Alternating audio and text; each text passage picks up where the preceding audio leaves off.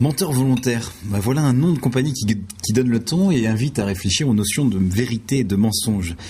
Car avec des comédiens metteurs en scène comme vous, qui êtes un monteur comme un arracheur de plans, comment distinguer le vrai du faux? Puis d'ailleurs, où se trouve la vérité? Où habite-t-elle? Certains disent dans la bouche des enfants. D'autres disent au fond d'un puits. Marcel Aimé dit « Si la vérité ne sort pas du puits, c'est qu'elle a peur de se mouiller ». Alors à quoi ressemble la vérité? À quoi ressemble le mensonge? Eh bien la vérité est crue. Le mensonge est cuit, mitonné, macéré. La vérité est anorexique. Le mensonge est gros, grossier, énorme. On étouffe la vérité, alors que le mensonge respire comme il ment. Le mensonge est éhonté, alors qu'on tait la vérité. Le mensonge est véhiculé, colporté, il est mouvant. La vérité, elle, est émouvante. Le mensonge fait dans le paraître, dans le trompe-l'œil. Il maquille la vérité, il lui met du rouge à rêve, il l'habille de tissu de mensonge. Alors que si on met le doigt sur la vérité, si on s'en approche, elle est nue, toute crue. La vérité n'a pas de synonyme. Le mensonge en a plein, bobard, salade, arrangement, boniment. Mais finalement, à bien y réfléchir, les seuls mensonges que l'on doit accepter sont ceux des artistes. Ce sont les seuls capitaines habilités à nous mener en bateau, car ils magnifient la vérité, ils la parfument, ils la maquillent, ils embellissent tout sur leur passage. C'est rien que du toc, de l'émotion roulée en bobine, mais ils mentent vrai. Vraiment, leurs mensonges disent toujours la vérité. Ils réenchantent le monde.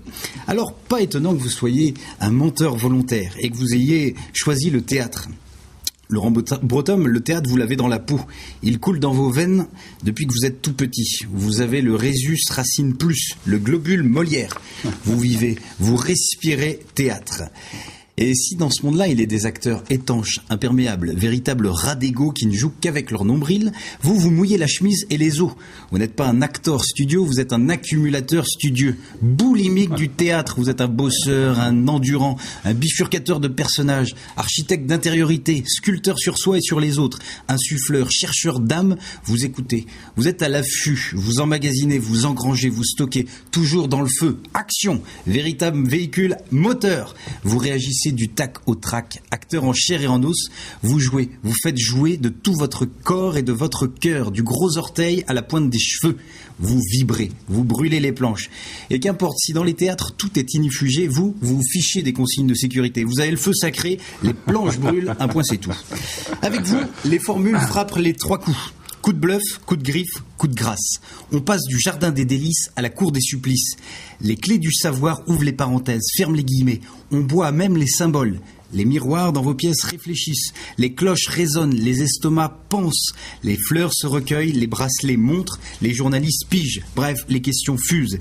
Et alors, le spectateur, scotché à son fauteuil, a fait marcher ses neurones.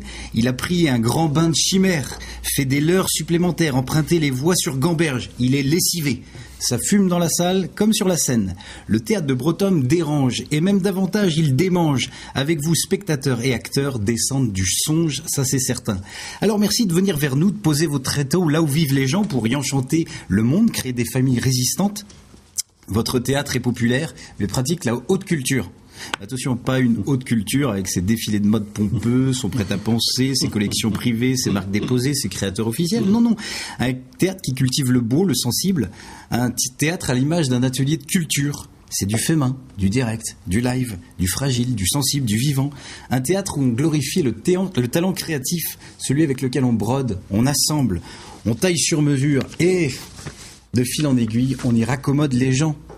Et on crée un véritable tissu social. Tiens, c'est peut-être ça la mission du théâtre. Allez, alors cet été, courez aux esquisses d'été. Le couvert est mis, le vin est tiré. Et pour terminer cette chronique, à mon tour de parler cuisine. Voici le menu qui vous attend au Jardin des Compagnons. En entrée, Baudelaire de légumes, accompagné d'une truite Molière et son alceste de citron.